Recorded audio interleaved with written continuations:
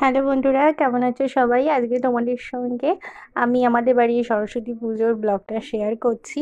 তো লক্ষ্মী পুজোর মতন কিন্তু আমাদের বাড়িতে সরস্বতী পুজোও হয়। তো সেই দিনের ভিডিওটা আমি তোমাদের সঙ্গে শেয়ার করছি। ছোট করে পুজো হয়েছিল, সেইভাবে কিন্তু করা হয়নি। তো যেটুকু পেরেছি করেছি, আর সেটাই তোমাদের সঙ্গে আজকে আমি শেয়ার করছি। এখানে কিন্তু পুজোর হয়ে গেছিলো তখন, আর তার আগেই জোগাড়যন্ত্র সব কিছু হয়ে গেছে। সুন্দর করে যতটুকু পেরেছি সাজিয়ে দিয়েছি মাকে।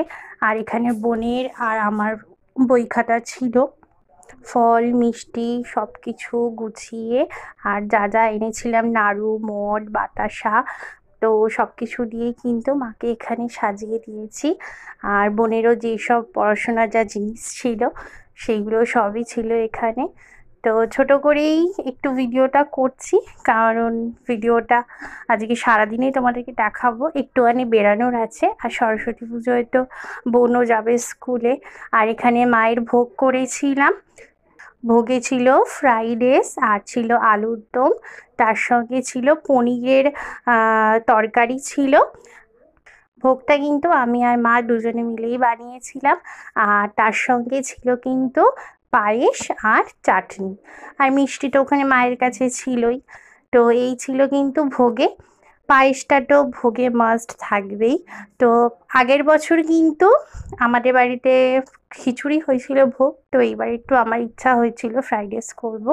তো সেই কারণেই আমি নিজে হাতে কিন্তু ফ্রাইড রাইসটা বানিয়েছিলাম।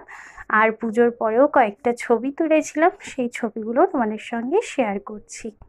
সেইভাবে বড় করে হয় না সরস্বতী পুজোটা, লক্ষ্মী পুজোটা যতটা বড় করে করা হয়, কিন্তু যেটুকু পেরেছি সেটুকুই মাকে সুন্দর করে সাজিয়ে দেওয়ার চেষ্টা করেছি।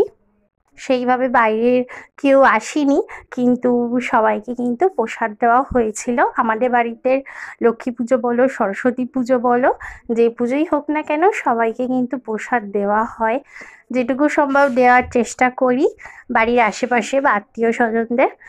আর অপুও এসেছিল, ওদের বাড়ির জন্যও কিন্তু আমি প্রসাদ নিয়ে গেছিলাম, কারণ আমি গেছিলাম ওদের বাড়িতে। তো ওদের বাড়িতেও আমি কিন্তু প্রসাদ নিয়ে গেছি। আর তারপর তো বললাম যে বোনও স্কুলে যাবে। তো আরও যে কটা ছবি আছে সেগুলো হচ্ছে আমরা ঘুরতে গেছিলাম সেই ছবিগুলো। ঘুরতে গেছি বলতে ওদের বাড়ি গেছিলাম। আর ওদের পাড়ায় কিন্তু খুব বড় করে সরস্বতী পুজো হয়। তো সেই সরস্বতী পুজোতেই কিন্তু ও আমাকে ঘুরতে নিয়ে গেছিলো। আর মাতৃ প্রতিমাটা ভীষণ সুন্দর ছিল, অসাধারণ ছিল। দুটো ঠাকুর দেখেছিলাম, দুটো ঠাকুরই কিন্তু আমার খুব সুন্দর লেগেছে, খুবই সুন্দর। আর ওদের পাড়ায় কিন্তু খুব বড় করে হয় সরস্বতী পুজোটা, যেটা আমার খুব ভালো লেগেছে। আগের বছর কিন্তু যাব বলেও আমার যাওয়া হয়নি, মিস করে দিয়েছিলাম, কিন্তু এই বছর কিন্তু আমি ওর সাথে গেছি, ওদের বাড়িও গেছিলাম।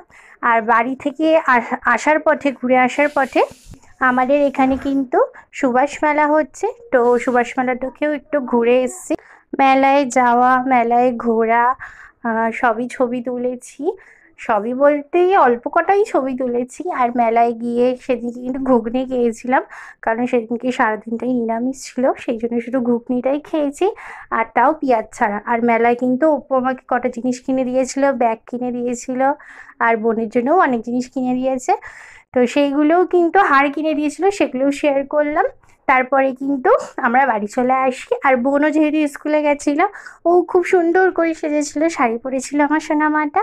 তো মা ওকে স্কুলে নিয়ে গেছিলো, তো ওকেও খুব মিষ্টি লাগছিলো। সেই ছবিগুলো কিন্তু তোমাদের সঙ্গে শেয়ার করলাম। সরস্বতী পুজোটা ছোটোবেলা থেকে কিন্তু খুবই সুন্দর কাটে, আর খুবই অনেক সুন্দর সুন্দর মুহূর্ত আছে এই সরস্বতী পুজো নিয়ে। তো থ্যাংক ইউ যারা ভিডিওটা দেখেছো, টাটা।